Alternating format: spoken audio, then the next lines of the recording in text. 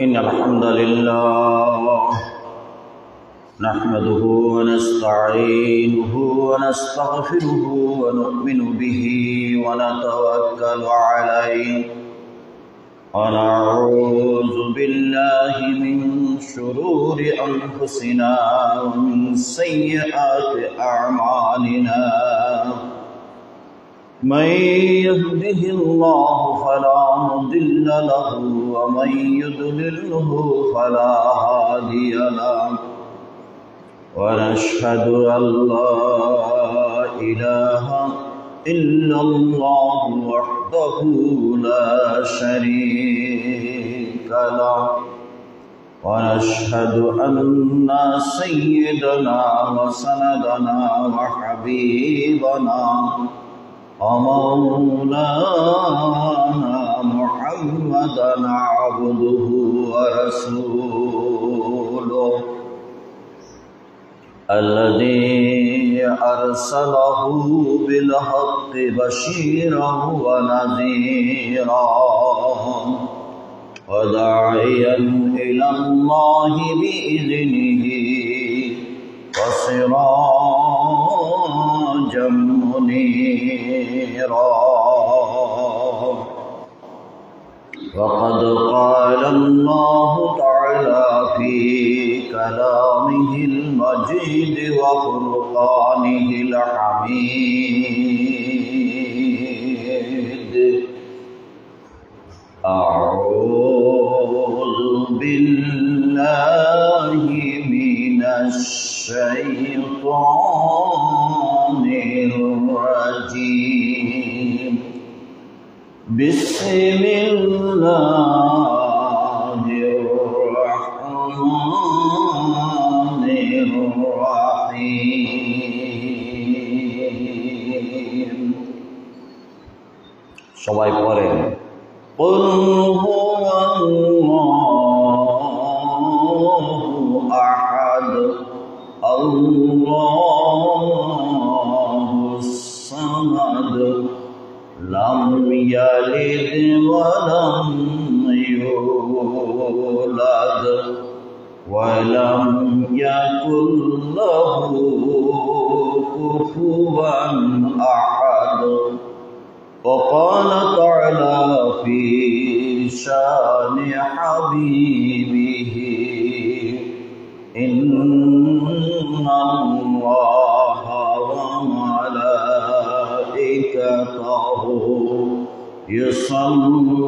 يصلون على النبي يا أيها الذين آمنوا صلوا عليه وسلموا تسليما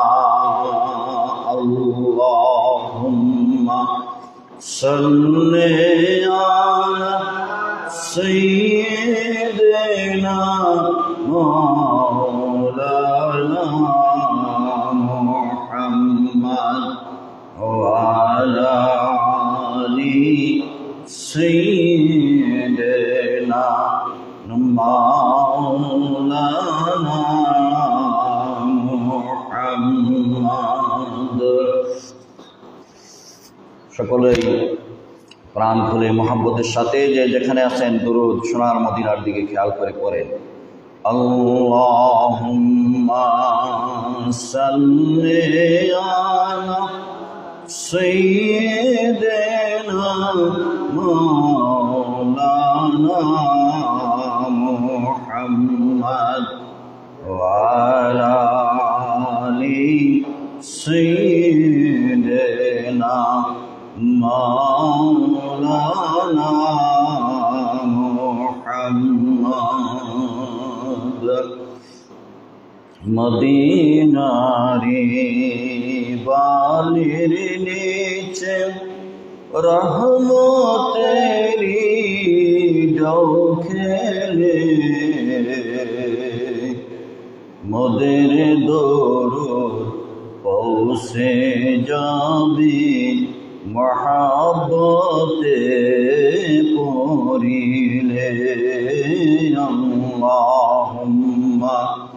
सल्ले अला सय्यिदिना मौलाना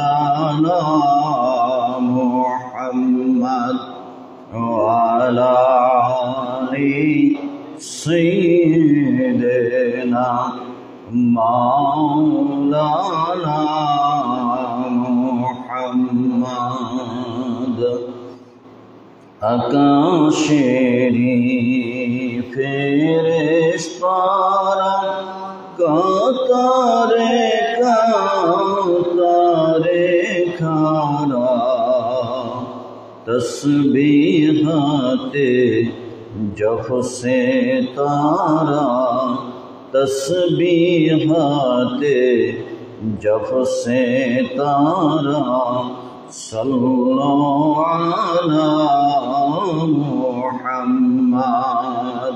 अल्लाहुम्मा सल्ले अला सय्यिदिना मौलाना मुहम्मद व अला आलि सय्यिदिना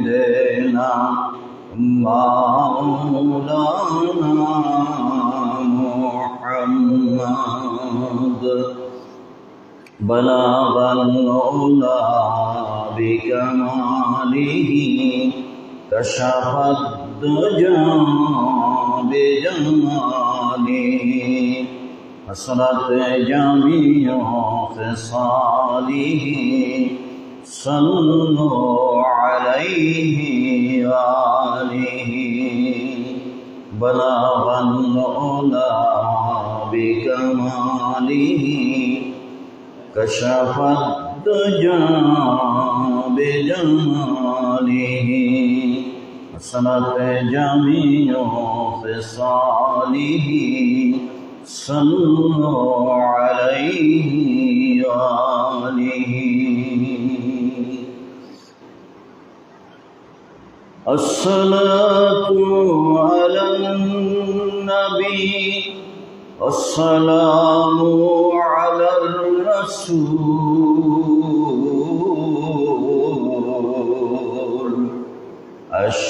अश्शफीउल अबतही व मुहम्मदु अरबी। बलगल उला बिकमालिही कशफद दुजा बिजमालिही हसनत जमीअ ख़िसालिही सल्लु अलैहि व आलिहि। बांग्लादेशे कुटीर हते दूर आरबेर স্বপ্ন দেখি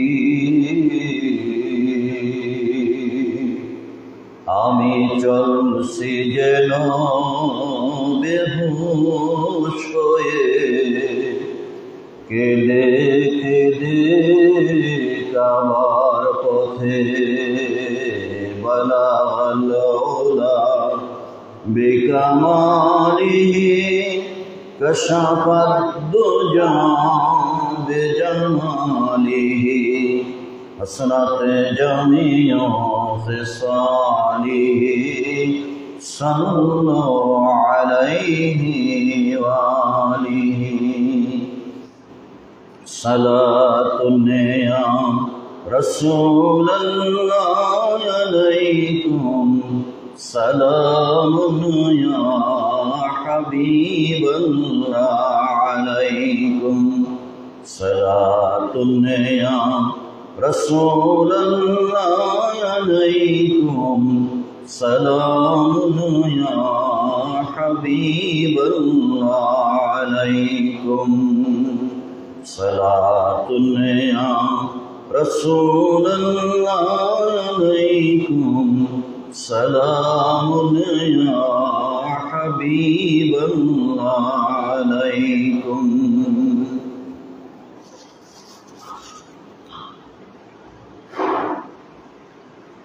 সম্মানিত মুসল্লিয়ানে কেরাম, মুরব্বিয়ানে আজম, যুবক ভাইরা, পর্দার আড়ালের মা ও বোনেরা, আমার স্নেহের ছাত্রছাত্রীবৃন্দ, মুসলিম উম্মাহ, আসসালামু আলাইকুম ওয়া রাহমাতুল্লাহ। আমরা সকলেই সর্বপ্রথম সেই মহান আল্লাহ তাআলার দরবারে আলিশানে শুকরগুজার হচ্ছি, যে মহান আল্লাহ সুবহানাহু ওয়া তাআলা আমাদেরকে আজকে মসজিদে হাজির হওয়ার তৌফিক দিয়েছেন, সকলের আগে আসার সুযোগ করে দিয়েছেন। সেই মহান আল্লাহ তাআলার দরবারে আলিশানে আমি শুকরিয়া আদায় করছি। আমরা সবাই বলি আলহামদুলিল্লাহ। আল্লাহ তাবারক ওয়া তাআলার সিদ্ধান্ত, ইচ্ছার বাইরে কেউ কিছু করার ক্ষমতা নেই। আল্লাহ সুবহানাহু ওয়া তাআলা যখন যা ইচ্ছা করেন সেই ইচ্ছাই বাস্তবায়িত। আধা ঘন্টা আগেও ইচ্ছা ছিল, আমার সিদ্ধান্ত ছিল রামনগর মসজিদে যাব, সেখানে আবার তাফসীর ছিল। এখানে ইমাম সাহেব ফোন করলো, এখানে কি জরুরি থাকা দরকার,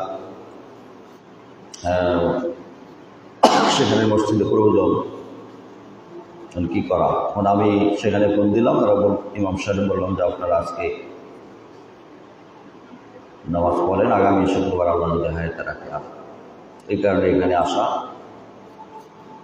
আল্লাহ সুবহানাহু ওয়া তাআলা যখন যা সিদ্ধান্ত করেন সেটাই বাস্তবায়ন হয়। এক মুহূর্ত আগেও যে মনের ইচ্ছা, এক মিনিট আগেও যে সিদ্ধান্ত, সেটাও পরিবর্তন করে ফেলতে পারে না। আল্লাহর এই ক্ষমতার বাইরে পৃথিবীর কোনো মাখলুকাত চলতে পারে। তাই আমরা আল্লাহর ক্ষমতার কাছে সকলেই মাথা নত করি, সেজদা করি আল্লাহকে, প্রার্থনা করব আল্লাহর কাছে, ক্ষমা চাইব আল্লাহর কাছে, সাহায্য চাইব আল্লাহর কাছে, ফরিয়াদ করব, মুনাজাত করব আল্লাহর কাছে। সাহাবায়ে কেরাম তো একটা জুতার ফিতা হইলেও তারা আল্লাহর কাছে বলতো যে জুতাটা নাই, আল্লাহর ব্যবস্থা করি। ছোট্ট জিনিস অভাব হইল আল্লাহর কাছে তারা বলত। এত বেশি তাওয়াক্কুল, এত বেশি ভালোবাসা আর মহাব্বত ছিল। আমাদের সেই মহাব্বত, ভালোবাসা, তাওয়াক্কুল, ঈমান দিন দিন বিদায় হচ্ছে।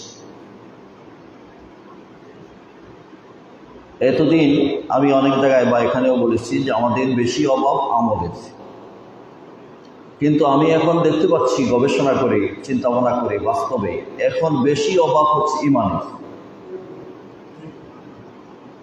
আমলের চাইতে ঈমানের অভাবটা বেশি।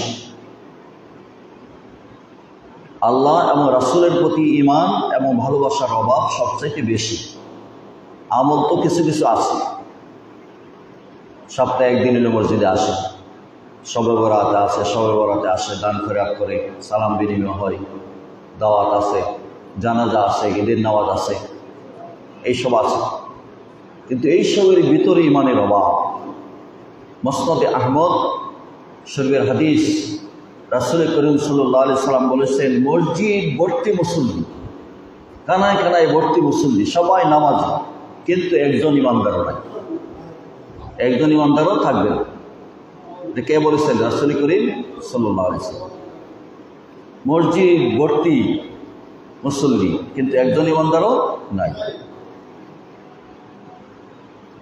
এটা এখন 100% এখন না এলো, শুরু হয়ে গেছে, শুরু হয়ে গেছে।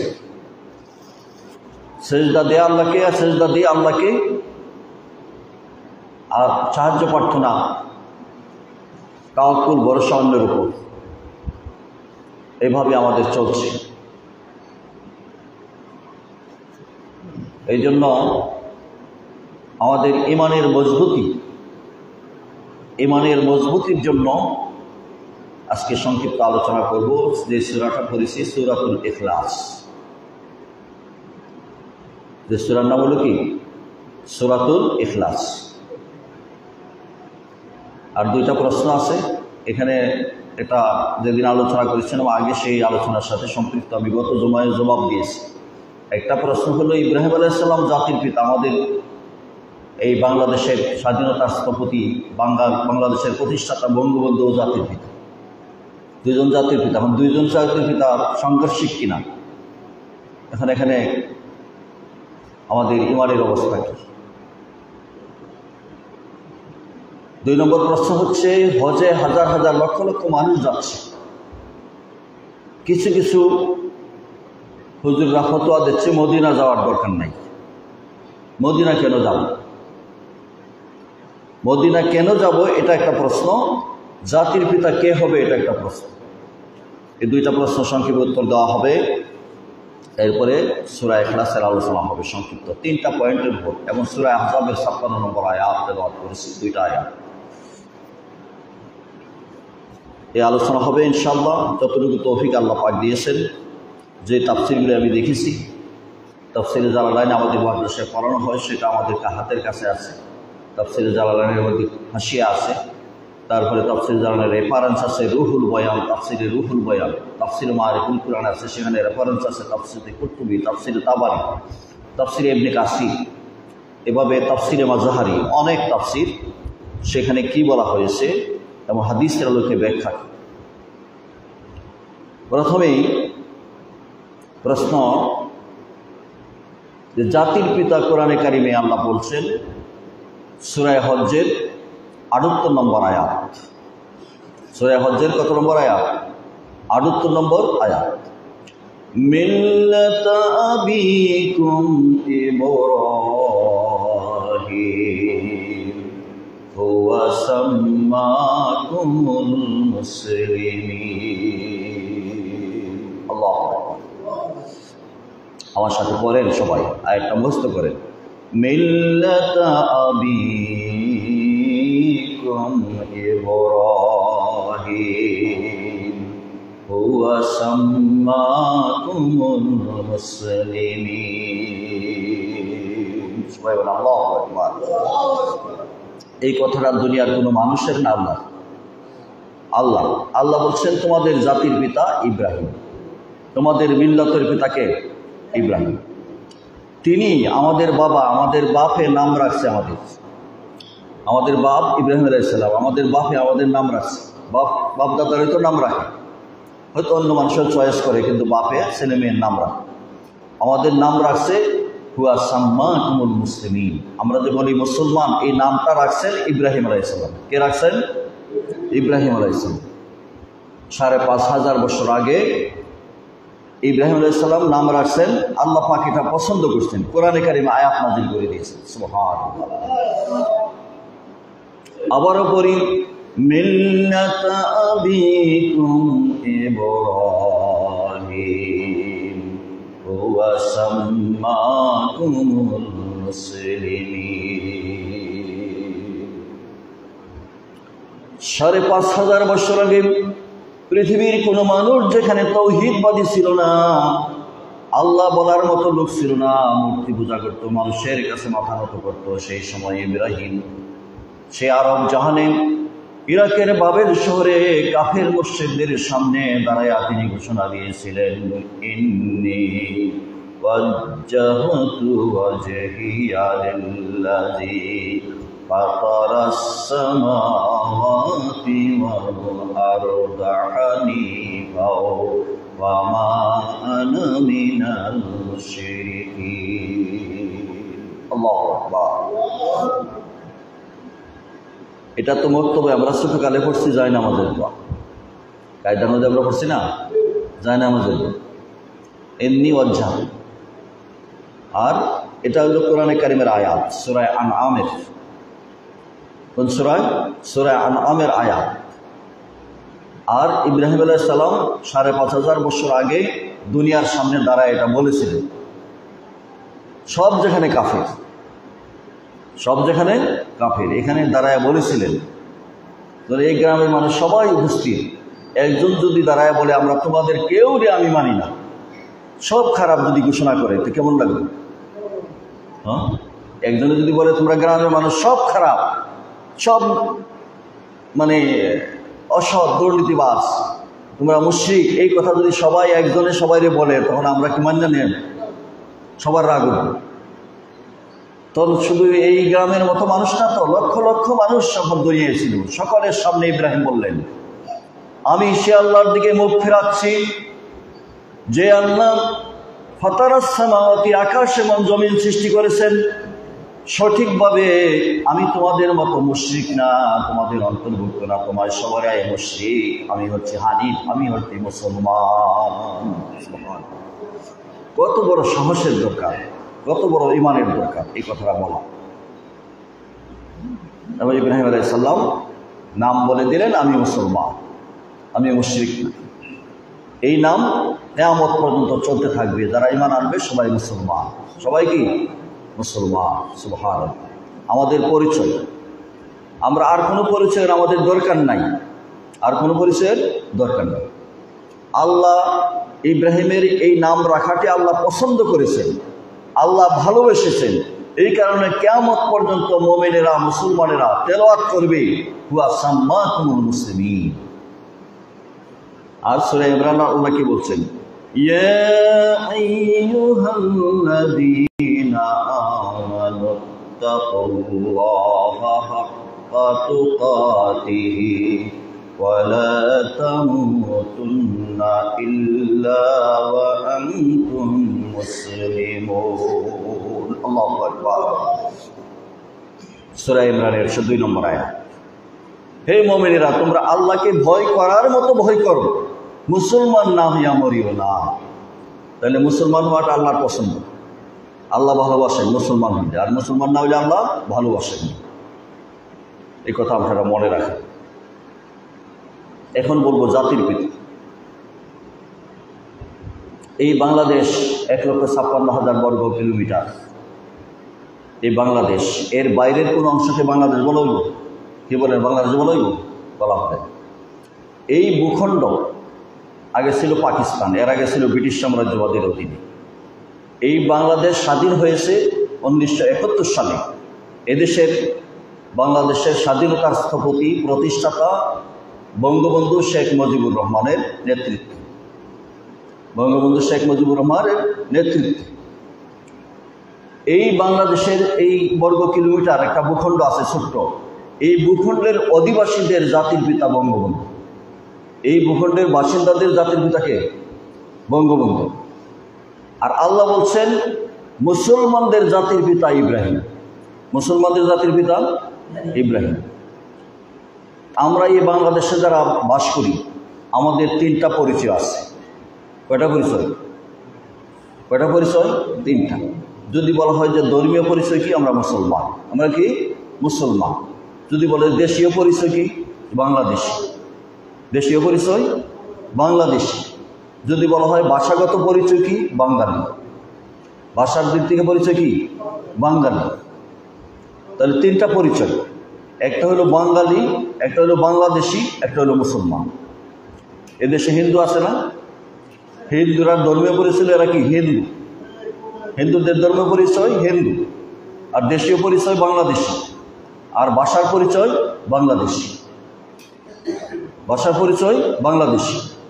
3টা পরিচয়ের মধ্যে একটা হলো বাংলাদেশি আর একটা হলো বাঙালি।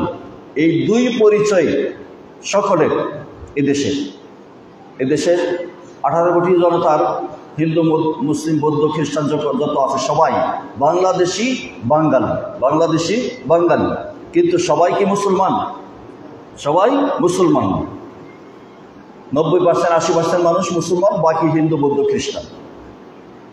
বাকি সবাই ধর্মীয় দিক থেকে কেউ হিন্দু, কেউ বৌদ্ধ, কেউ খ্রিস্টান। তাইলে আমাদের এদেশের বাসিন্দাদের 3টা পরিচয়। একটা হলো মুসলমান, ধর্মীয় পরিচয়, আরেকটা হলো দেশীয় পরিচয়, আরেকটা হলো ভাষাগত পরিচয়। কলিকাতা মানুষেরা, 24 পরগনার মানুষেরা বাংলা ভাষায় কথা বলে। কোন ভাষায় কথা বলে? বাংলা ভাষা। তখন এরা যদি পরিচয় দেয় ভাষাগত, তাহলে বলবে বাঙালি। এরা কি বাঙালি। দেশীয় পরিচয় বাংলাদেশি না। দেশীয় পরিচয় কি বাংলাদেশি, হিন্দুস্তানি, ভারতীয়, হিন্দুস্তানি। তাদের মধ্যে যারা মুসলমান আছে, ধর্মীয় পরিচয় মুসলমান, অন্য ধর্মাবলম্বী অন্য ধর্মের পরিচয় দিবে। এই দৃষ্টিকোণ থেকে এই বাংলাদেশে যারা বসবাস করে সকল বাঙালি বাংলাদেশিদের জাতির পিতা হচ্ছে ইব্রাহিম বঙ্গবন্ধু। বাঙালিদের জাতির পিতা হইল কে? বঙ্গবন্ধু শেখ মুজিবুর রহমান। এই পৃথিবীর মানচিত্রের মধ্যে দেখলে দেখবেন ছোট্ট, দেখা যায় না, বাংলাদেশটা দেখা যায় না। পৃথিবী অন্যান্য দেশে, আফ্রিকা মহাদেশ, ইউরোপ মহাদেশে বাংলাদেশ খুঁজে হয় না অনেকে। বাংলাদেশের কোন জায়গায় আছে? এত ছোট। আর এই ছোট্ট দেশটা কত ঝগড়া আর মারামারি, কত হরতাল, কত আন্দোলন। বিশাল বিশাল দেশ, সেখানে এই মারামারি নাই। তাহলে এই ছোট্ট ভূখণ্ডের জাতির পিতা হচ্ছেন বঙ্গবন্ধু শেখ মুজিবুর রহমান। আর মুসলমান কি শুধু বাংলাদেশে? কি বলেন, বাংলাদেশে নাকি? না, সারা বিশ্বে। সারা বিশ্বে সূর্য যেখান থেকে উঠে, সূর্য যেখানে অস্ত যায়, উত্তর মেরু, দক্ষিণ মেরু, সারা বিশ্ব জুড়ে যেখানে যেখানে মুসলমান আছে, বাংলাদেশ, পাকিস্তান, ভারত, আরব, মিডল ইস্টের, মধ্যপ্রাচ্য, পাশ্চাত্য, আফ্রিকা, ইউরোপ, উত্তর আমেরিকা, দক্ষিণ America, Europe, Africa, south Africa, north Africa, সকল জায়গায় মুসলমান যারা পৃথিবীতে যারা যেখানে আছে, সকল মুসলমানের জাতির পিতা হচ্ছে ইব্রাহিম আলাইহিস সালাম। সকল মুসলমানের জাতির পিতাকে ইব্রাহিম আলাইহিস সালাম। তাহলে এখানে কোনো সংঘর্ষ? কোনো সাংঘর্ষিক না। বঙ্গবন্ধু দেশের জাতির পিতা, সারা বিশ্বের মুসলমানদের জাতির পিতাকে ইব্রাহিম আলাইহিস সালাম। এখানে কোনো সাংঘর্ষিক অবস্থা নাই, কেউ লোকের সংঘর্ষ নাই, কোনো দ্বন্দ্ব নাই। কথাটা কি বুঝাইতে পারছি? যে ধর্মীয় দৃষ্টিকোণে মুসলমানদের জাতির পিতা হচ্ছেন সারা বিশ্বের মুসলমানদের জাতির পিতা। যে যেখানে থাকুক, যে ভাষায় কথা বলুক, যে দেশের অধিবাসী হোক, সকল মুসলমানের জাতির পিতা হচ্ছেন ইব্রাহিম আলাইহিস সালাম। সকল মুসলমানের জাতির পিতাকে ইব্রাহিম আলাইহিস সালাম। সকল মুসলমানের রুহানি পিতা হচ্ছেন মুহাম্মদুর রাসূলুল্লাহ সাল্লাল্লাহু আলাইহি ওয়াসাল্লাম। মানে জাতির পিতা বুঝাইছি কিনা বলেন? বঙ্গবন্ধুর জাতির পিতা বললে সমস্যা নাই, দেশের জাতির পিতা। আর ইব্রাহিম আলাইহিস সালাম সারা বিশ্বের মুসলমানদের জাতির পিতা, সারা বিশ্বের মুসলমানদের জাতির পিতা। তাহলে এখানে কোনো সংঘর্ষ আছে? কোনো সংঘর্ষ নাই, কোনো দ্বন্দ্ব নাই, কোনো মারামারি নেই। বুঝাইলে আমি সামনে অগ্রসর হই। এখান থেকেই প্রশ্নটা আসছে। পরে আমি গত শুক্রবারে আরেক জমায় আমি জবাব দিয়েছি। আজকে যেহেতু এখানে আসলাম, এখানে এটার জবাবটা দিলাম। বুঝাইছেন সবার? বুঝাইলে বলেন, বাংলাদেশের জাতির পিতাকে বঙ্গবন্ধু, আর বিশ্বের মুসলমানদের ইব্রাহিম আলাইহিস সালাম। আমরা কারা? আমরা মুসলমান নেই? মুসলমান। তাহলে আমাদের জাতির পিতাকে ইব্রাহিম আলাইহিস সালাম। আমাদের জাতির পিতা ইব্রাহিম আলাইহিস সালাম। আমাদের আদি পিতা আদম আলাইহিস সালাম। আমাদের আদি পিতা আদম আলাইহিস সালাম। যারা বলে বান্দর থেকে যারা জন্ম হয়েছে, এরা কিন্তু আদম আলাইহিস সালামকে মানে না, এরা বান্দর থেকে জন্ম হয়েছে। ওই যে আমাদের দেশের ওই জাফর ইকবাল আছে, আর এরকম দার্শনিক আছে, এরা বান্দরের পেট থেকে জন্ম হয়েছে। এই কারণে এরা মানুষ বান্দরের বংশধর। যারা বান্দরের কাছ থেকে জন্ম হয়েছে, এরা বান্দরের বংশধর। আমরা আদম থেকে জন্ম হয়েছি, আমরা সব আওলাদে আদম। আমরা আওলাদে আদম। আমাদের আদি পিতা আদম আলাইহিস সালাম, আমাদের আদি মাতা মা হাওয়া আলাইহিস সালাম। আমাদের জাতির পিতা ইব্রাহিম আলাইহিস সালাম। আমাদের রুহানি পিতা মুহাম্মদ সাল্লাল্লাহু আলাইহি সাল্লাম। আমাদের সকলের জন্মদাতা পিতা মাতা আছে কি না? এরা হলো জন্মদাতা পিতা, আর বৈবাহিক কারণে শ্বশুর হলো পিতা। এই হলো আমাদের পিতা পরিচয়। যার যার মর্যাদা, যার যার জায়গাটা আছে। ইব্রাহিম আলাইহিস সালাম আমাদেরকে পরিচয় দিয়েছেন, পরিচয় করাই দিয়েছেন।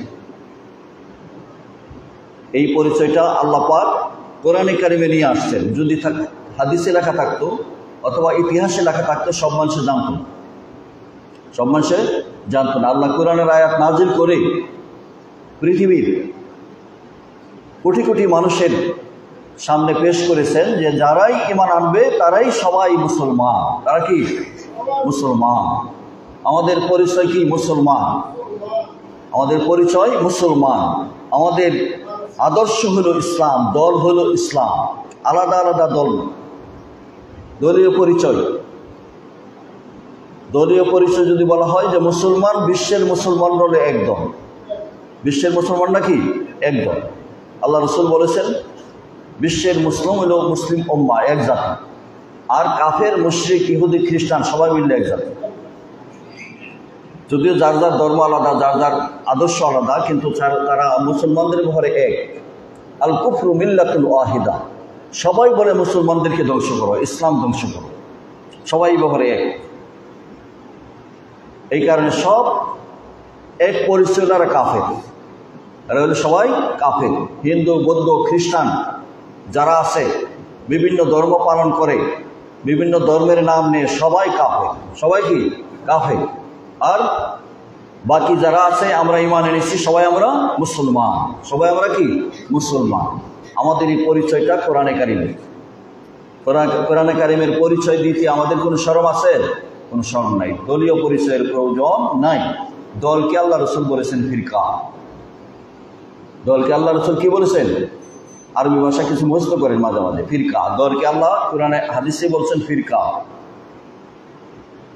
73 ফিরকা হবে, 72 ফিরকা জাহান্নামে যাবে। কুল্লুহুম ফিন্নার, 72 ফিরকা জাহান্নামে যাবে। তিরমিজি শরীফ, আহমদ, আবু দাউদ শরীফের হাদিস।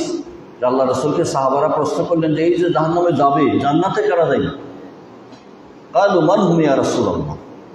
আল্লাহ রসুল বললেন মা আনা আলাইহি ওয়া আসহাবি, মা আনা আলাইহি ওয়া আসহাবি, আমি এবং আমার সাহাবীরা যে পথের উপর আছে, যে আদর্শের উপর আছে, তারা হলো নাজাত প্রাপ্ত, আর বাকি সবাই হলো জাহান্নাম।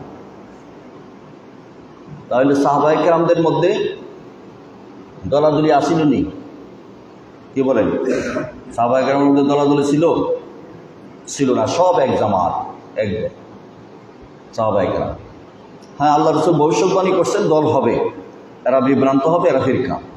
শেষ দিকে হয়েছে খারিজি, আলীর থেকে বার হয়ে আর বাড়ির নাম দিল খারিজি। আরেক দল বাড়ির নাম দিল শিয়া, আরেক দল নাম দিল রাফিজি।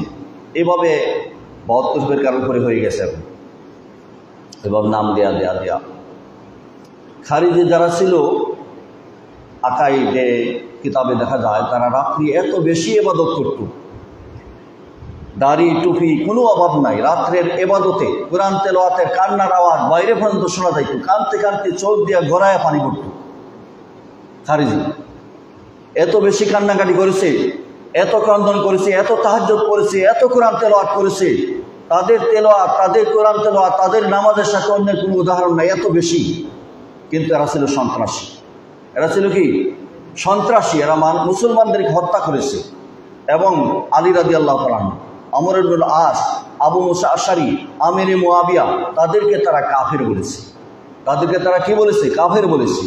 আবু বকর, ওমর ছাড়া সব অবৈধ খলিফা বলেছে। কারণ আল্লাহ রসুল আলীকে বলছে জান্নাতের সুসংবাদ কত 10 জনের 4 নম্বর ব্যক্তি, জান্নাতের সার্টিফিকেট যাদেরকে দেওয়া হয়েছে। আর সাহাবায়ে কেরামের ব্যাপারে আল্লাহ রসুল বলছে কেউ সমালোচনা করতে পারবে না। এবং সাহাবায়ে কেরামের ভুল ত্রুটি যদি হয়ে থাকে, এটা আল্লাহ পাক মাফ করে দিয়েছেন। রাদিয়াল্লাহু আনহু ওয়া রাদু আনহু। এরা সাহাবায়ে কেরামদেরকে কাফের বলেছে।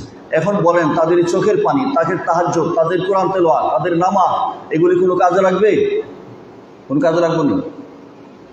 এই যে সাহাবারা কাফের বলল, নামাজ, রাত্রি জাগরণের চোখের পানি, কোরআন তেলাওয়াত, তাদের এই কান্নাকাটি, এইসব কোনো আল্লাহর কাছে কোনো কাজে লাগবে কিনা? কাজে লাগবে না। এই কারণে বলছি ইমানের অভাবটাকে আমাদেরকে পূরণ করতে হবে। তাদের ইমানের অভাব ছিল। হযরত ইবনে আব্বাস রাদিয়াল্লাহু তাআলা আনহু গিয়া যখন খারিজিদেরকে বললেন যে তোমরা বলো আলী রাদিয়াল্লাহু আনহুকে তোমরা কাফের বলছো, আলীর সামনে, রসুলের সামনে কোরআন নাজিল হয়েছে, এখন আলী বেশি কোরআন বুঝতো না তোমরা শেষ যুগে যুবক মানুষ, তোমরা বেশি কোরআন বুঝো? বলে আলী তো বেশি বুঝতো। তাহলে আলী যদি বেশি বুঝে থাকে, তাহলে তোমরা কিভাবে বলো আলী রাদিয়াল্লাহু আনহু কাফের? তারা বললো ইনিল হুকমু ইল্লা লিল্লাহ। এরা কোরআনের আয়াত বললো ইনিল হুকমু ইল্লা লিল্লাহ, আল্লাহর ফয়সালা ছাড়া কারো ফয়সালা হইতে পারে না। এরা আলী মানুষের ফয়সালা মেনে নিয়েছে, এই কারণে কাফের। তাহলে খারিজিদের আরেকটা আদর্শ হল কোরআনের বাহ্যিক অর্থের উপর তারা ফতোয়া দিত। বাহ্যিক অর্থ, এখানে ব্যাখ্যা বিশ্লেষণের প্রয়োজন মনে করত না। তখন ইবনে আব্বাস বলল, আচ্ছা তোমরা বলো, তোমরা দুইজনের দুই গ্রুপে একটা ঝগড়া লাগছে, দুই গ্রুপে কি হয়েছ ঝগড়া লাগছে। এই ঝগড়া তোমরা মিটাইতে পারতেছ না, এখন আরেকজন আয়া যদি তোমরা ঝগড়াটা মিটাই দে তোমরা মানবানি মানা, এরা কইল মিটাই দিলে তো বালা। তা আলী তো এটাই করেছে। তখন এরা নীরব হয়ে গেছে, প্রশ্নের উত্তরে জবাব দিতে পারে না। তখন 12,000-এর মধ্যে 8,000 পরে ফিরে আসছে, মুসলমান হয়ে গেছে, চলে আসছে আলীর কাছে। আর 4,000 বাকি ছিল, এরার সাথে যুদ্ধ হয়েছে, সারা দুনিয়া এরা ছিটাই বেরিয়ে আছে এখনো খারিজির আদর্শ। খারিজির হলো গণতন্ত্রপন্থী, রাজনৈতিক দিক থেকে নির্বাচনের মাধ্যমে খলিফা হবে, আর ধর্মীয় দিক থেকে যারা কবিরা গুনাহ করে, যারা গুনাহ করে এরা কাফের, তাদেরকে হত্যা করতে হবে, হত্যা করে তাদেরকে ধ্বংস করতে হবে, এটা তাদের আদর্শ। এরা উগ্রপন্থী, চরমপন্থী, এরা সন্ত্রাসী। এই কারণে তাদের কোনো ইবাদত, তাদের কোনো আমল কাজে লাগবে না, ঈমান তাদের তৈরি হয় না। এই জন্য ঈমানের অভাব বেশি, ঈমানের অভাব, সেই অভাবটাকে আমাদের পূরণ করতে হবে। কি কি ক্ষেত্রে অভাব আমি সংক্ষেপে বলবো। তাহলে ইব্রাহিম আলাইহিস সালাম আমাদের জাতির পিতা, ইব্রাহিম আলাইহিস সালাম আমাদের নাম রেখেছেন মুসলমান। আল্লাহ পাক এই মুসলমানকে পছন্দ করেন। আল্লাহ তাবারক ওয়া তাআলা মুসলমান না হইয়া মরার জন্য নির্দেশ দিয়েছেন, আদেশ করেছেন। আমরা মুসলমান হয়ে মরতাম, মুসলমান অবস্থায় আমরা মরার জন্য কে বলেছেন? আল্লাহ পাক। মুসলমান অবস্থায় মরার জন্য, অর্থাৎ সকল অবস্থায় যাতে মুসলমান থাকি, আজরাইল যখন আসে তখনও যাতে মুসলমান থাকি। মুসলমান থাকতে হলে ঈমান থাকতে হবে। মুসলমান থাকতে হলে কি থাকতে হবে? ঈমান।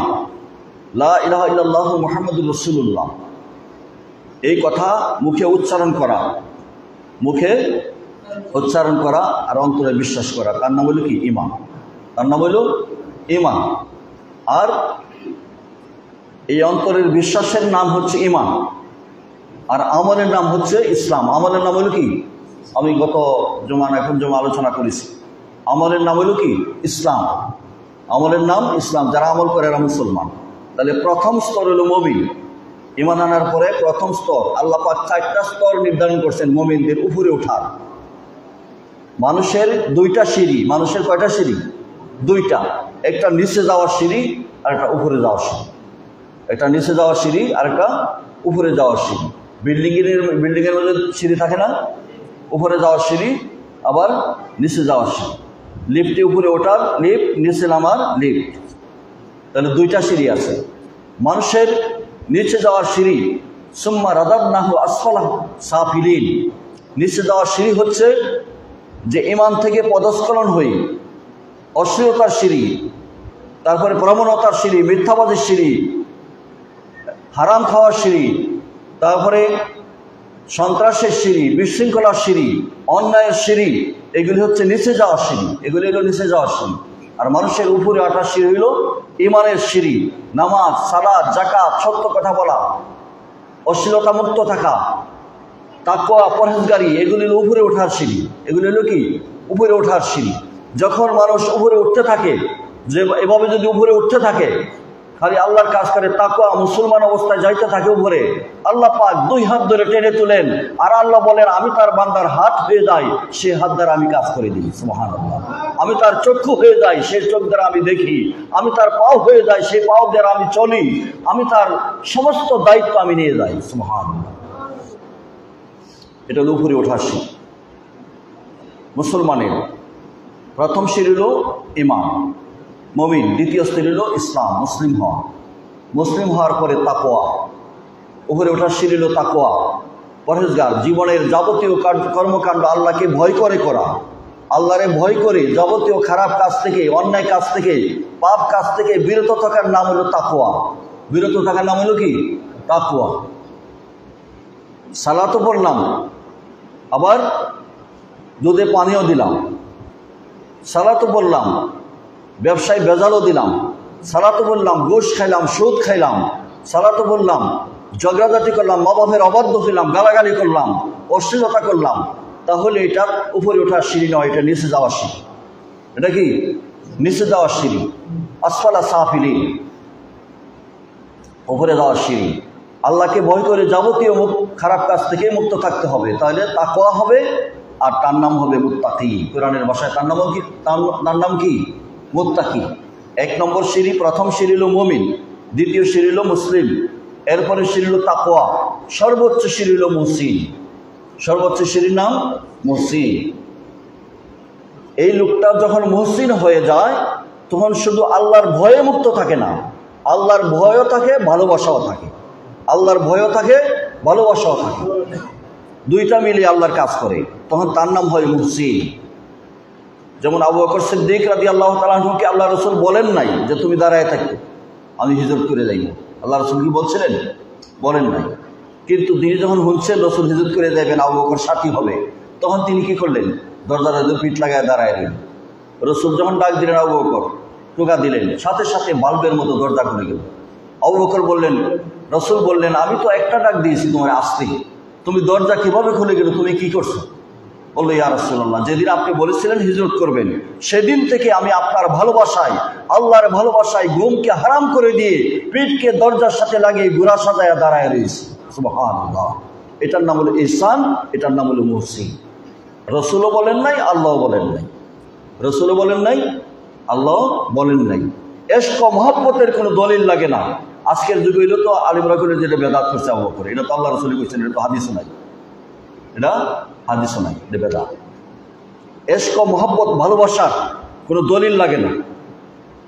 রাসূল যখন ওযু করতেন, ওযুর পানি পড়তো না, সাহাবারা হাত লইতেন, হাত লইয়া মুখে মালিশ করতেন, শরীরে মুছতেন, শরীরে মুছতেন। আজকের এরা আবু বকর, ওমর, ওসমানের কবর থেকে উঠা কোক দলিল দেন, এটা তো হাদিসও নাই। আল্লাহ রাসূলও বলেন নাই, কোরআনেও নাই যে রাসূলের ওযুর পানি চেহারাত মুছে। কোরআনেও নাই, হাদিসেও নাই, কোরআনেও নাই, হাদিসেও নাই। তাহলে সাহাবারা এটা কেন করলেন? ইশক ও মহব্বতের কারণে।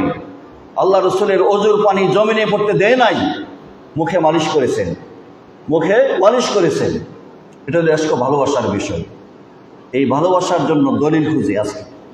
মিলাদুল কিয়াম দাঁড়ায় সালাম দিলে দলিল খুঁজে, দাঁড়ায় সালাম দিলে দলিল খুঁজে। রাসূলের যুগে ছিল না, সাহাবীর যুগে ছিল না, এটা তো বেদাত, এটা হলো বেদাত। রাসূলের শান ও মানের কথা শুনলে যখন চেহারা মলিন হয়, এটা হলো মুনাফিকের বড় আলামত। যত বড় পাগড়ি হোক, যত বড় দাড়ি হোক, যত বড় মুহাদ্দিস হোক, যত বড় মুফাসসির হোক, রাসূলের শান মানের কথা শোনার সাথে সাথে চেহারা যদি মলিন হয়, সে খাঁটি মুনাফিক, নির্ভেজাল মুনাফিক, সে নির্ভেজাল মুনাফিক। মুনাফিক আর জন্য মূর্খ হওয়ার দরকার নাই। মুনাফিক বেশি হলো শিক্ষিত, আলিম। মদিনায় যারা মুনাফিক ছিল, বড় আলিম ছিল। মদিনায় যারা মুনাফিক ছিল, কি ছিল? বড় আলিম ছিল। কোরআন হাদিস অজানা কিছু ছিল না। আল্লাহ রাসূলকে আল্লাহ পাক কোরআনে কারিমে যে শব্দগুলি বলছেন, যেমন রাইনা একটা শব্দ, এটা হইল আমাদের দিকে দেখুন, উনজুর না, আমাদের দিকে তাকান, দুটা শব্দ। রাইনা রাখালদের ক্ষেত্রে ব্যবহৃত হইত, আরবি বস্তু। এরা রাসূলের কোনো কথা বললে মুনাফিকরা ঠাট্টা করে বলতো, রাইনা, আমাদের দিকে দেখুন। তখন আল্লাহ পাক কোরআন আয়াত নাযিল করে বললেন, রাসূলকে এই শব্দ বলবেন, উনজুর না, আমাদের দিকে তাকান। একই অর্থ, কিন্তু একটা হলো ব্যঙ্গোক্তি, ঠাট্টা বিদ্রোহের, আর একটা হলো সম্মান প্রদর্শনের। এই কারণে রাসূল করিম সাল্লাল্লাহু আলাইহি সাল্লামের আদনা একেবারে ছোট্ট জিনিসে যদি কেউ এহানত করে, অবজ্ঞা করে, চক্ষু চেহারা মলিন হয়, খাঁটি মুনাফিক, কোনো বেজাল নাই। আর কোনো মুনাফিকের আলামতের দরকার নাই, এটাই বড় আলামত। এই জন্য ঈমান ঠিক করতে হবে। এই জন্য আমি যে সূরাটা পড়েছি, সূরা আমার সাথে সবাই পড়েন, পড়েন। আউযু বিল্লাহি মিনাশ শাইতানির রাজিম। বিসমিল্লাহির রাহমানির রাহিম। কুল হুয়াল্লাহু আহাদ, আল্লাহুস সামাদ, লাম ইয়ালিদ ওয়া লাম ইউলাদ ওয়া লাম ইয়াকুল লাহু কুফুয়ান আহাদ। আল্লাহু আকবার। আর জোরে বলেন আল্লাহু আকবার। এই সূরার শানে নজুল বিস্তারিত ব্যাখ্যায় কম সময় বলা যাবে না। মূল কথা, এই সূরাটার নাম হচ্ছে সূরা ইখলাস। কোরআনের অন্যান্য সূরায় সূরা শব্দ আছে, শব্দ দিয়ে নাম রাখা হয়েছে। কিন্তু ফাতিহা আর ইখলাস আর দু একটা সূরা আছে, এই নাম নাই। বাবের সাথে বিষয়ের সাথে সম্পর্ক করে নাম রাখা হয়েছে। সূরা ইখলাসের তাফসীরে কাবিরিতে 20টা নাম আছে।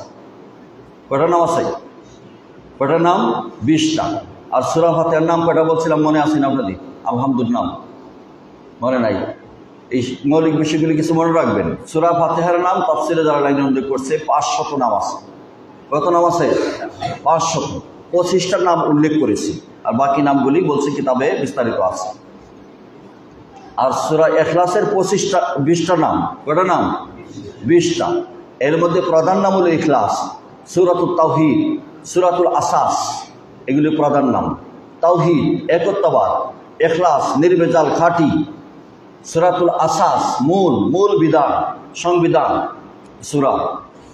তাহলে সূরাতুল ইখলাস কেন নাম রাখলেন? খাঁটি কেন? নির্ভেজাল কেন? নির্ভেজাল তাওহীদের আলোচনা এখানে হবে। তাহলে বোঝা গেল বেজালযুক্ত তাওহীদও আছে। কি আছে?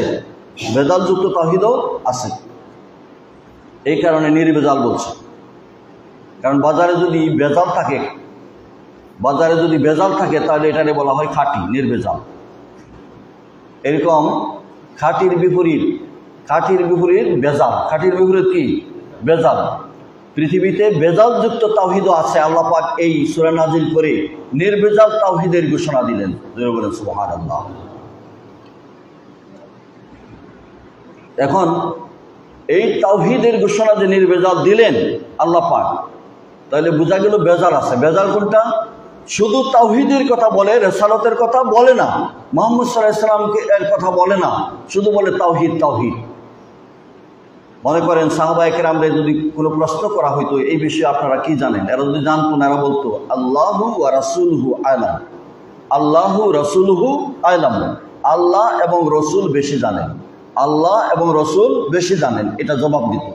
আর আমাদের তাওহীদবাদীরা জবাব দেয় কি? আল্লাহু আ'লাম, আল্লাহ জানেন বেশি, রসুলরে বাদ দেয়। রসুলরে কি করে? বাদ দিই। রসুলের কথা বলেন, রিসালাতকে বাদ দিই। অথচ আল্লাহ পাক রিসালাতকে বাদ দেন নাই। কুল, এই কুলকে, এই যে কুল শব্দ বললেন কোরআনে কারিমে অনেক জায়গায় আছে কুল। এই কুল হচ্ছে রিসালাত। মুহাম্মদ সাল্লাল্লাহু আলাইহি সাল্লামকে আল্লাহ বলছেন, হে রাসূল, হে মুহাম্মদ সাল্লাল্লাহু আলাইহি সাল্লাম আপনি বলুন। তাহলে মুহাম্মদ না বললে এটা তাওহীদ হবে না। মুহাম্মদ না বললে এটা কি হবে না? তাওহীদ হবে না। এটা বেজালযুক্ত তাওহীদ হবে, এটা নির্বেজাল হবে না। এই যে 2 নম্বর প্রশ্ন, মক্কা থেকে মদিনায় কেন আসবেন? হজের ফরজ, ওয়াজিব, সুন্নত, মুস্তাহাব এগুলির মধ্যে তালিকার মধ্যে মদিনা নাই। আলেমরা বলতেছে তালিকার মধ্যে কি নাই? মদিনা নাই। তো মদিনা কেন যাইব? আহলে হাদিসেরা বলে মদিনা যাওয়ার দরকার নেই। সবাই বলেন নাউযুবিল্লাহ, আরো জোরে বলেন নাউযুবিল্লাহ। এই কারণে বলতে হবে হজ হচ্ছে আমলের নাম। হজ হলো কিসের নাম? বলেন, হজ হলো কিসের নাম? আমলের নাম। আর মদিনা হইল ইমানের নাম। মদিনা হইল ইমানের অংশ, আর মক্কা যাওয়া হইল আমলের অংশ। মক্কায় যাওয়া হইল আমলের অংশ, আর মদিনা যাওয়া হইল ইমানের অংশ। জোরে বলেন সুবহানাল্লাহ। মদিনা যাওয়া কি অংশ? ইমানের অংশ।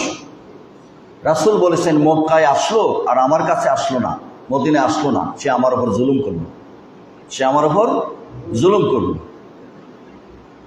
রাসূল সাল্লাল্লাহু আলাইহি ওয়াসাল্লাম আরো হাদিস বলেছেন, অনেক হাদিস আছে, অনেক দলিল আছে। রাসূল সাল্লাল্লাহু আলাইহি ওয়াসাল্লাম বলেছেন ইবনে উমর থেকে মরফু হাদিস, মরফু মানে রাসূল থেকে বর্ণিত যে হাদিস একবারে রাসূল পর্যন্ত সনদ পৌঁছেছে, সে হাদিসের নাম হলো মরফু। মরফু হাদিসে বর্ণিত আছে, তিনি বলেছেন যে মান হাজ্জা যে হজ করল, তারপরে ফাজারা কাবরি, এরপরে আমার কবর এসে জিয়ারত করল, বাদা মৌতি, আমার উফাতের পরে, আমার ইন্তেকালের পরে, কানা কামান জারানি ফি হায়াতি, সে যেন আমার জীবিত অবস্থায় আমার সাথে সাক্ষাৎ করল। জোরে বলেন সুবহানাল্লাহ। রাসূল করিম সাল্লাল্লাহু আলাইহি ওয়াসাল্লাম বলেছেন, বাইহাকি শরীফের হাদিস, সুনানে বাইহাকি, যে হজে গেল, হজের পরে রওজায় আসলো, আমারে সালাম দিল, জিয়ারত করলো, যেন আমার জীবিত অবস্থায় আমার সাক্ষাৎ করলো, আমার সাথে সরাসরি সালাম দিল। সুবহানাল্লাহ। রাসূল সাল্লাল্লাহু আলাইহি ওয়াসাল্লাম আরও অনেক কথা বলেছেন, সেগুলি বলার সময় নাই। যে হজ জিয়ারত যখন করলো কেউ, আল্লাহ রাসূল বলেছেন কিয়ামতের দিন জান্নাতে আমার প্রতিবেশী আমার সাথে থাকবে। সুবহানাল্লাহ। তাহলে মদিনা যাওয়া এটা হলো ঈমানের অংশ। রাসূলের প্রতি মহব্বত আর ভালোবাসা না থাকলে কোটিবার হজ করলেও আল্লাহ কবুল করবেন না, কোটিবার হজ করলেও কবুল করবেন না। রাসূলের প্রতি ভালোবাসা হচ্ছে ফরজ। কুল, আল্লাহ বলেছেন হে রাসূল আপনি বলুন, কুল হুয়াল্লাহু আহাদ, আল্লাহ একক, আল্লাহ একক, এক না, আল্লাহ একক, আহাদ ওয়াহিদুন না, এখানে আহাদ শব্দ ব্যবহার করা হয়েছে, একক অদ্বিতীয়। তাওহীদ এমন একটা বিষয় যেটা সাধারণ মানুষ, পৃথিবীর মানুষ বোঝা সম্ভব না, কারণ এটা হলো সিররুল আসরার। এটা হলো কি আরবি ভাষা সিররুল আসরার, গুপ্ত রহস্য, গোপন রহস্য। আল্লাহকে আমরা দেখি দেখি না, রসুলকে একদলে দেখেছেন আমরা দেখি না, আল্লাহকে আমরা দেখি না। আল্লাহর কুদরতগুলি আমরা দেখি। আল্লাহর কুদরত দুই প্রকারের আছে, এটা আজকে আলোচনা হবে না, ভবিষ্যতে ইনশাল্লাহ কুদরতের বিষয়টা। আল্লাহ তাবারক ওয়া তাআলা, আল্লাহ তাবারক ওয়া তাআলার তাওহীদ হলো গোপন রহস্য। এই রহস্যের চাবি খুলবে কে? এই তালা খুলবে কে?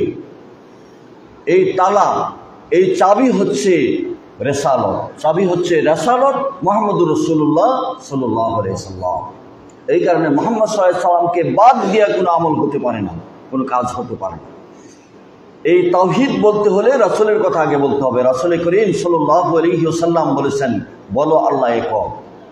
তিনি বেনিয়া জন্মকাপেক্ষী, তিনি জন্ম গ্রহণ করেন নাই, জন্ম দেন নাই, তার সমকক্ষ কেউ নাই। এই গুণাবলী যদি পৃথিবীর আর কারো থাকে তাহলে তাদেরকেও রব মানা আল্লাহ মানা যায়। চ্যালেঞ্জ করছি, একক। 2 নম্বরেও বেনিয়া অমুখাপেক্ষী, অর্থাৎ নিজের প্রয়োজন কারো কাছে নাই। এরকম যদি কোনো দেবতা, এমন কোনো যদি ঋষি, এমন কোনো দরবেশ থাকে যে আমার পৃথিবীর কারো কাছে কোনো প্রয়োজন নেই, আমি নিজে স্বয়ং সম্পূর্ণ, এমন যদি কেউ দেখাইতে পারে তাকে আল্লাহ মানা যায়। বলেন আছে কেউ? এই গুণাবলী একমাত্র কার আছে? আল্লাহ। 2 নম্বর, আল্লাহ জন্মগ্রহণ করেন না, জন্ম দেন নাই। পৃথিবীর যারা দেবতা, যাদেরকে মানে, যাদেরকে সম্মান করে, এই যে মনি ঋষি, গৌতম বুদ্ধ, যাদেরকে মানে, ওই যে রামায়ণ, যাদেরকে মানে, তাদের জন্ম আছে, মৃত্যু আছে, তাদের জন্ম আছে, মৃত্যু আছে। তাহলে আল্লাহ বলছেন আমার জন্ম নাই, মৃত্যু নাই। এরকম যদি দেখাইতে পারে পৃথিবীতে কেউ জন্ম নাই, মৃত্যু নাই, সে আল্লাহ হবে। এরকম আছে কেউ? নাই, তার সমকক্ষ কেউ নাই। চ্যালেঞ্জ করছে আল্লাহ রসুলের, আল্লাহ রসুল এটা যদি দেখাইতে পারে সেই হবে আল্লাহ। তাহলে আর কেউ নাই পৃথিবীতে, মাখলুকাতের মধ্যে তিনি হচ্ছেন আল্লাহ ছাড়া আর কেউ নাই। এই গুণাবলী আর কেউর মধ্যে নাই। উনি হচ্ছে খাঁটি তৌহিদের অধিকারী, ওনাকেই জীবনের সর্বক্ষেত্রে মানতে হবে, সে আল্লাহকে। হিন্দুরা যাদেরকে পূজা করে, এরা জন্ম আছে, মৃত্যু আছে। এরপরে গৌতম, এই বৌদ্ধ ধর্মরা যার পূজা করে তার জন্ম আছে, মৃত্যু আছে। এভাবে জন্ম মৃত্যু যার আছে সে রব হইতে, আল্লাহ হইতে পারে না। যার জন্ম নাই, মৃত্যু নাই, যে জন্ম গ্রহণ করে নাই, জন্ম দেন না, যার সমকক্ষ আর কেউ নাই, তিনি হচ্ছেন আল্লাহ। সেই আল্লাহর গুপ্ত রহস্য সিররুল আসরার এই খুলে দিয়েছেন মুহাম্মদুর রাসূলুল্লাহ সাল্লাল্লাহু আলাইহি ওয়াসাল্লাম। এই জন্য মুহাম্মদ সাল্লাল্লাহু আলাইহি ওয়াসাল্লামকে না চিনলে আল্লাহ চেনা যাবে না। মুহাম্মদ সাল্লাল্লাহু আলাইহি ওয়াসাল্লামের ভালোবাসা না থাকলে আল্লাহর সাথে ভালোবাসার সম্পর্ক স্থাপন হবে না। আর মুহাম্মদ সাল্লাল্লাহু আলাইহি ওয়াসাল্লামকে ভালোবাসার জন্য, মহব্বতের জন্য কোনো দলিল লাগে না, প্রমাণ লাগে না। বিনা দলিলে, বিনা প্রমাণে মুহাম্মদ সাল্লাল্লাহু আলাইহি ওয়াসাল্লামকে ভালোবাসতে হবে। কথাটা কি বুঝাইতে পারছি? আল্লাহ সুবহানাহু ওয়া তাআলা আমাদের সবাইকে ঈমানের মজবুতি দান করুন, ঈমানের মজবুতি দান করুন। আল্লাহর প্রতি, রাসূলের প্রতি ঈমান হইতে হবে 100%, সেখানে ভেজাল থাকতে পারবে না। তাহলেই নামাজ রোজা হজ জাকাত কবুল হবে, আর নাহলে এগুলি কোনো প্রয়োজন নাই। ঈমানের অভাব। এখন আবার আলোচনা চলতে থাকবে যতদিন আল্লাহর ঈমানের উপর বেশি, কারণ আমলের আর দরকার নাই এখন। ঈমান ঠিক হইলে না আমল, ঈমান ঠিক হইলে আমল। তবে আমল বাদ দেওয়া যায় কোনো, আমল চালায়া যাইতে হবে, ঈমানও ঠিক করতে হবে। আমল চালায়া যাইতে হবে যে ঈমান যখন ঠিক নাই আর নামাজ বাদ দিলাই, এটা বলা যাবে না। সালাত পড়ে যেতে হবে, ঈমানকে মজবুতি করতে হবে। কি বলেন? সালাত হলো আমল, সালাত হলো আমল, রোজা হলো আমল, হজ হলো আমল, জাকাত হলো আমল, দান খয়রাত আমল, ব্যবসা বাণিজ্য করা আমল, চাকরি করা আমল, কথা বলা আমল, মিথ্যা কথা বলা, সত্য কথা বলা, এগুলি আমল। আর ঈমান কি? আন তুমিনা বিল্লাহি ওয়া মালাইকাতিহি ওয়া কুতুবিহি ওয়া রুসুলিহি ওয়াল ইয়াউমিল আখির, এটা হলো ঈমান। আল্লাহর প্রতি, রাসূলের প্রতি, কিতাবের প্রতি, আখিরাতের প্রতি বিশ্বাস, তকদিরের প্রতি বিশ্বাস, তার নাম হলো ঈমান। তার নাম হলো কি? ঈমান। বিশ্বাসের নাম ঈমান আর আমলের নাম ইসলাম। আমলের নাম ইসলাম। কথাটা কিছু কঠিন হয়ে গেছে অনেকেরই। মাদ্রাসার ছাত্র যারা এরাই তো অনেক সময় বুঝতে চান, আর আপনারা বোঝাতে কঠিন হবে। ছাত্ররা এখনো বুঝে না। আকায়েদের আলোচনা গেলে ছাত্ররা বুঝতে পারে। যা হোক, আমি কিছু বুঝাইছিনি, সব বুঝে নাইলে কিছু বুঝাইছিনি। আল্লাহ যদি বাচ্চায় রাখে, আগামী মাসে বাকি আলোচনা করা হবে। আল্লাহ সুবহানাহু ওয়া তাআলা আমাদের সবাইকে সঠিক ঈমান অনুযায়ী, আমল অনুযায়ী গড়ে ওঠার তৌফিক দান করে সবাই বলুন আমিন। মাদ্রাসার জন্য আমরা কাজ শুরু করতেছি। এই ঘর বানাইতে হবে। যারা ওয়াদা করা হয়েছে, যাদের তালিকা করা হয়েছে, সবাই টাকা জমা দিতে থাকবে। এই যার যদি অপেক্ষা করেন যে 3 মাস পরে দিব কাজ শুরু করো, এটা অপেক্ষা না করিয়া চেষ্টা করে জমা দেন। আগে শুরু করতে হবে। গতকালকে দেখছি এক জায়গায় একটা প্রতিষ্ঠান শুরু হবে জানুয়ারি, কিন্তু 5তলা বিল্ডিং তারা করে ফেলছে। এরা ঘোষণা দিতেছে বাকি কাজ, দরজা জানালা ফার্নিচার বানানোর জন্য লাইভে আলোচনা দিচ্ছে, মানুষের কাছে সাহায্য চাইতেছে যে আমরাও বাকি কাজ করবো, জানুয়ারিতে ক্লাস শুরু হবে। আমরা তখন ঘরই খাড়া করতে পারছি। এখন আমাদের ঘর করার জন্য আমি তো আগে বলছি, আপনারাও বলছেন যে এই পঞ্চায়েতের যেহেতু মাদ্রাসাটা হবে এই গ্রামে, তো অবদানটা আমাদের আগে, কম দিই বেশি দিই, দানটা আগে থাকতে হবে। আমরা না পিছে? আগে থাকবো না পিছে? আগে থাকতে হবে। এই কারণে আগে আপনারা জমা দিবেন, তাইলে হবে। এটা কেউ মনে করবেন না যে 1-2 জনের দরকার এটা করুন। সবার দরকার নেই, এখনো সময় আছে। যদি মনে করেন যে 1-2 জনের দরকার। আমার একটা কথা মনে আছে যে প্রাইমারি স্কুলের জন্য যখন বাস কালেকশন করছিলাম, বাস কাটা হয়েছে 4-5টা, পরে কয়েকজনের করে যে মাস্টার করার দরকার, পরে আর কেউ আইন, পরে বাস জায়গা করেছে, পরে আর প্রাইমারি স্কুল হয়েছে না এই গ্রাম। এখন এরকম যদি মন থাকে সংকীর্ণ মনের, মনে করেন আপনার ছেলে মেয়ে নাই, কেটা করুন, কিন্তু আরেকজনের ছেলে মেয়ে তো আছে। এই গ্রামের অন্যান্য ছেলে মেয়ে, আশেপাশের ছেলে মেয়েরা যদি পড়ে, তাদের এই পড়াশোনা, তাদের কোরআন তেলাওয়াত, হাদিস পড়া, এগুলির সব আপনার কবরে যাইব কিনা? তাহলে সকলের উপকার হবে। সকলের উপকার হবে। সকলের প্রয়োজন মনে করলে সকলে চেষ্টা করে। আর যদি প্রয়োজন না মনে করেন, এখনো সময় আছে, না করে দিবেন। আমি খুব কঠিন কথাই বলি, কারণ পরে যদি পাওয়া না যায় তাহলে সমস্যা, বিপদ। কারণ এই মাদ্রাসা, মসজিদ, সামাজিক বিষয়গুলি 1-2 জনে পারে না। 1-2 জনে কোনো জায়গায় তো হয়েছে, আমি দেখছি না কোথাও। 1-2 জনে পারে যে এই ব্যবসায়িক প্রতিষ্ঠান, যেমন কিন্ডারগার্টেন স্কুল, তারপরে এরকম বাণিজ্য করার জন্য যেগুলি প্রতিষ্ঠান বানায়, বিভিন্ন বাসা টাসা বাড়ানে এরা চালাইতে থাকে। কিন্তু সামাজিক প্রতিষ্ঠানগুলি যেগুলি ব্যাপক, এগুলি সারা দেশের মানুষের, এলাকার মানুষের সহযোগিতা, আল্লাহর সাহায্য ছাড়া এগুলি হয় না। কথাটা বোঝাইতে পারছি? এটা মনে রাখবেন। সবাই মহব্বতের সাথে দরুদ শরীফ পড়েন। সাল্লাল্লাহু আলা মুহাম্মাদ সাল্লাল্লাহু আলাইহি ওয়াসাল্লাম। সাল্লাল্লাহু আলা মুহাম্মাদ সাল্লাল্লাহু আলাইহি ওয়াসাল্লাম। দ্বাদশ রবিউল আউয়ালে আসিলেন নিখিল জাহানে, এসো গো করি সকালে সালাম নব হেলালে। ইয়া নবী সালামু আলাইকা, ইয়া রাসূল সালামু আলাইকা, ইয়া হাবিব সালামু আলাইকা, সালাওয়াতুল্লাহ ইয়া রাসূলুল্লাহ সাইয়্যিদি ইয়া হাবিবাল্লাহ।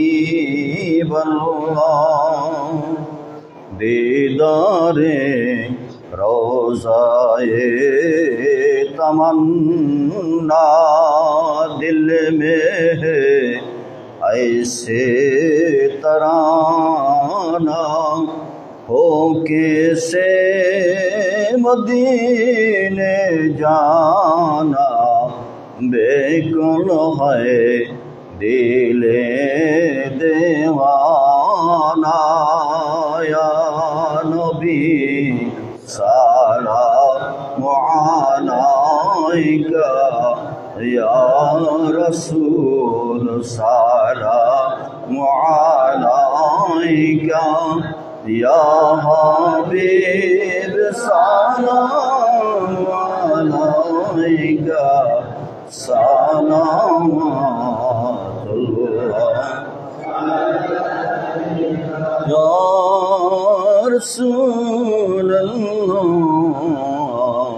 हबीबी या हबीबल्लाह কেমন জানি মক্কা মদিনা কেমন জানি আপনারি রওজা সাধ্য নাই যাইতে পারি না একবার স্বপ্নে দেখান মদিনা ইয়া নবী সালামু আলাইকা ইয়া রাসূল সালামু আলাইকা ইয়া হাবিব সালামু আলাইকা সালামাতুল্লাহ يا رب صل وسلم دائما أبدا على نبيك خير الخلق كلهم على رسولك خير الخلق كلهم بجائے رب میرے درود اور سلام برگزیدہ نبی پر اپنے مدام الصلاة والسلام عليك يا رسول الله الصلاة والسلام عليك يا حبيب الله الصلاة والسلام عليك يا رحمة للعالمين الصلاة والسلام عليك يا شافي المذنبين অনেকেই দোয়া চেয়েছে দোয়া হবে আর নামাজে যারা আছেন আরব দেশ বিভিন্ন দেশের অনুসরণে টুপি থাকলেও টুপি ছাড়া নামাজ পড়ার যে প্রবণতাটা এটা ত্যাগ করবে কারণ টুপি ছাড়া নামাজ পড়লে নামাজ মাকরু হয় কি হয় তবে না থাকলে পড়তে পারেন হঠাৎ যে সমস্যা নাই তো না মাকরু হবে এটা রসুলের আরব দেশ তো অনেক সুন্নত ছেড়ে দিছে আরব দেশে যেটা রুমাল গুমড়া দেয় এই রুমাল রসুলে ব্যবহার করেন নাই রসুলের ছিল টুপি রসুলের ছিল পাগড়ি আর এখন একটা ছোট্ট টুপি মাথার দিয়ে একটা রুমাল দিয়ে গুমড়া দিয়ে রাখে একটা একাল লাগা এটা হলো নিজস্ব জাতীয় পোশাক তাদের তাহলে টুপি পাগড়ি এগুলি হলো সুন্নত সুন্নত ত্যাগ করলে নামাজ মাকরু হয় সাদা কাপড় একটা শরীরে লাগানোর পরে ছোট্ট একটা যদি দাগ থাকে মনে করেন একটু জায়গা প্যাঁক লাগা দিচ্ছে আপনি কি এই পাঞ্জাবি নিয়ে বিয়ার শাদীর মধ্যে যাইবেন নি যাইবেন কেউ কেন লেগে যাবেন না যে এখানে সামাজিক বিষয় এটা অসন্তোষ তাহলে আল্লাহর সামনে আমরা দাঁড়াইছি সালাতে আল্লাহর আদালতে আল্লাহর দরবারে এখন আমি একটা সুন্নত ত্যাগ করবো কেন যদি তৌফিক থাকে আর কারো তৌফিক নাই রাসূল সাহাবায়ে কেরাম তো উলঙ্গ হয়েও নামাজ পড়ছেন কাপড় নাই কোনো রকম বৈশা অভাব অনটনের কারণে নামাজ পড়ছেন কাপড় না থাকলে সেটা ভিন্ন কথা কিন্তু আমার যদি আছে আমি ব্যবহার করব না কেন সুন্নত আর সুন্নত ব্যবহার করলে রসুল ভালোবাসেন রসুলের ভালোবাসা অর্জন করতে হলে সুন্নত ব্যবহার করতে হবে যদি সুন্নতের দরকার নাই যে কথাটা আমাদের দেশে চালু আছে এটা সাহাবায়ে কেরামের আদর্শের পরিপন্থী সাহাবায়ে কেরাম সুন্নত মুস্তাহাব পালন করতে বলতো এটার নাম ইসলাম এটার নামও কি ইসলাম ফরজ ওয়াজিব সুন্নত নফল সবটার নাম ইসলাম কোনোটা ইসলামের বাইরে না কথাটা কি বুঝাইতে পারছি যার যার সাধ্য অনুযায়ী আমল করবে আল্লাহুম্মা আমিন ربنا ظلمنا أنفسنا وإن لم تغفر لنا وترحمنا لنكونن من الخاسرين ربنا آتنا في الدنيا حسنة وفي الآخرة حسنة وقنا عذاب النار ربنا فاغفر لنا ذنوبنا وكفر عنا سيئاتنا وتوفنا مع الأبرار رب ارحمهما كما ربياني صغيرا رب ارحمهما كما ربياني صغيرا ربنا هب لنا من أزواجنا وذريتنا قرة أعين واجعلنا للمتقين إماما وارزقهم صحة كاملة علما نافعا عملا صالحا خلقا حسنا ورزقا حلالا طيبا আল্লাহ রাব্বুল আলামিন জুমার দিন দোয়া কবুল হয় মেহেরবানি করে আমাদের সকলের দোয়াকে কবুল আর মঞ্জুর করে নাও আমাদের জিন্দেগির গুনাহগুলি মাফ করে দাও আল্লাহ আমাদের আব্বা আম্মা দাদা দাদি নানা নানি শ্বশুর শাশুড়ি মায়ের বাপের বংশের এই গ্রামের যত মুরব্বী বাবা মা যেখানে যারা শুয়ে আছে সকলের কবরে সওয়াব পৌঁছায় দাও আল্লাহ সবাইকে আল্লাহ মাফ করে জান্নাতের বিছানা তাদের জন্য বিছায়া দাও আল্লাহ আমরা যারা হাত তুলেছি আমাদের বিভিন্ন রোগে ভুগতেছি কঠিন কঠিন রোগে আক্রান্ত আল্লাহ মেহেরবানি করে তোমার দারুস শিফা থেকে শিফা দান করো আল্লাহ ছেলে মেয়ে যাদের আছে আমাদের আল্লাহ ছেলে মেয়েদেরকে চরিত্রবান আদর্শবান মেধাবী বুদ্ধিমান চরিত্রবান আদর্শবান করে গড়ে তোলার তৌফিক দান করো পরিবারের ছেলে মেয়ে স্ত্রী পুত্র নাতি সবাইকে দিনদার চরিত্রবান বানায় দাও আল্লাহ সকলের পরিবারের মধ্যে রহমত বরকত নাজিল করো সুবহান রাব্বিকা রাব্বিল ইজ্জাতি আম্মা ইয়াসিফুন ওয়া সালামুন আলাল মুরসালিন আলহামদুলিল্লাহি রাব্বিল আলামিন ওয়া জাল আখিরা কালামিনা ইনদাল মাউত লা ইলাহা ইল্লাল্লাহু মুহাম্মাদুর রাসূলুল্লাহ